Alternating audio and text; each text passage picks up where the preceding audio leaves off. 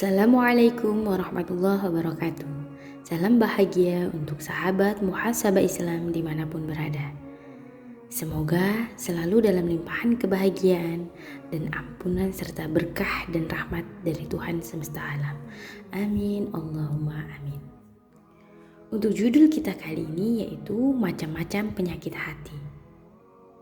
Sahabat yang senantiasa dimuliakan Allah Subhanahu wa taala. Tahukah kita bahwa ada sebuah penyakit yang amat sangat ganas dibandingkan dengan penyakit ganas yang ada?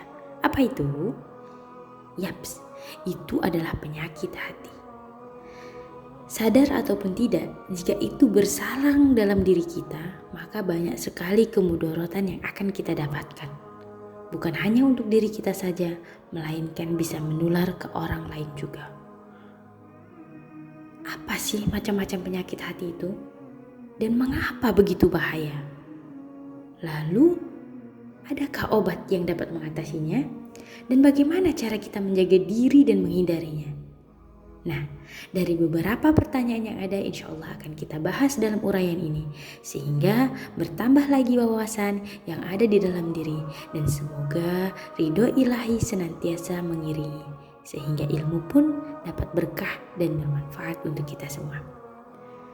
Sahabat muhasabah Islam dimanapun berada yang dimuliakan Allah Subhanahu wa taala. Adapun di antara macam-macam penyakit hati tersebut yaitu yang pertama, iri hati dan dengki. Untuk penyakit iri hati dan dengki, hampir setiap jiwa memiliki yang mana tak suka ketika melihat orang lain lebih daripada dirinya. Nah, ketika ini bersarang dalam jiwa, maka tinta hitam akan menggelapkan pandangannya.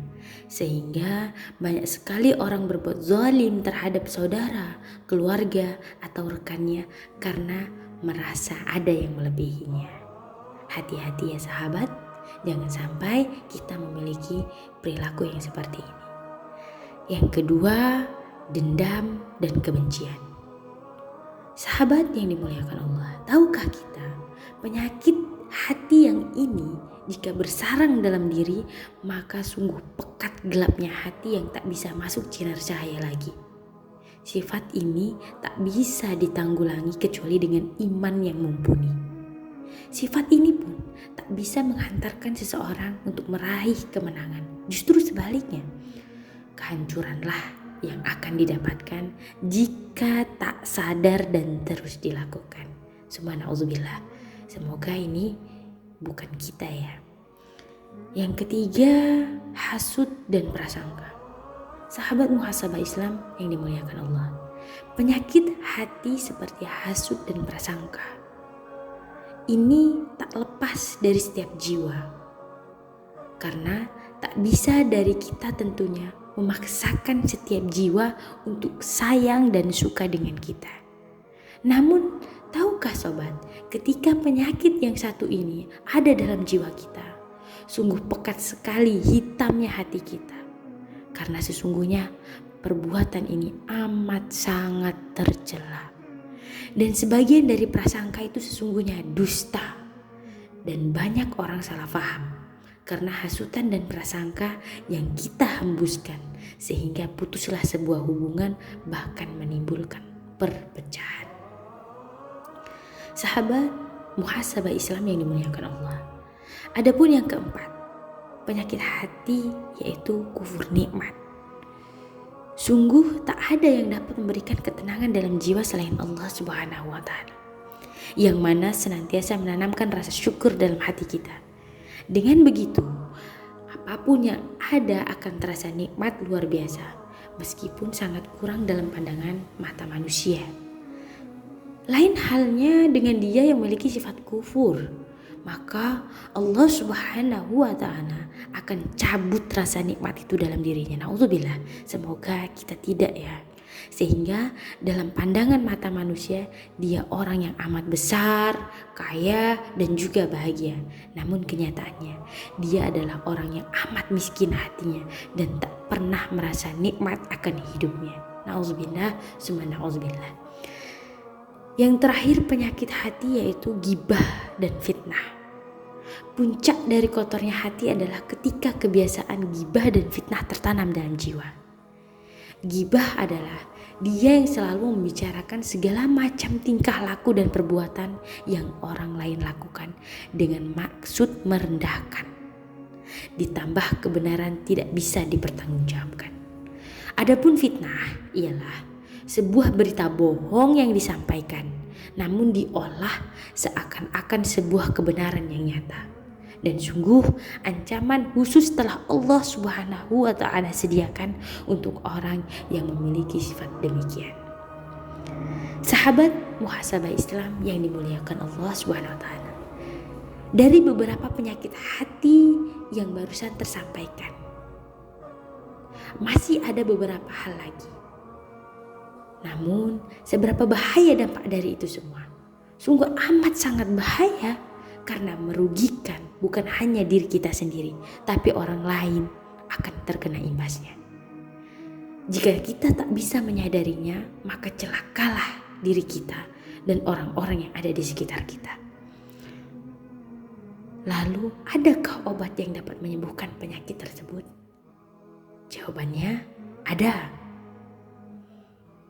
Cobalah untuk belajar lebih baik akan ilmu agama, agar diri kita dapat terjaga dari perbuatan keji dan mungkar seperti penyakit yang demikian. Karena pekat dan gelapnya hatilah yang dapat membedakan mana kebaikan dan mana keburukan. Tidak bisa membedakan.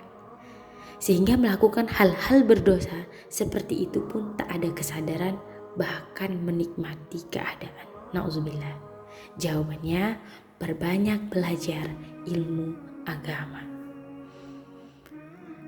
Sahabat muhasabah Islam yang dimuliakan Allah, bagaimana cara kita bisa mengatasi hati yang seperti itu jika ada dalam diri? Sungguh, tanamkanlah cinta terhadap sesama, maka kita tidak akan sanggup untuk bisa melihat orang lain terluka. Bahkan tak mampu kita untuk tertawa ketika ada yang menderita.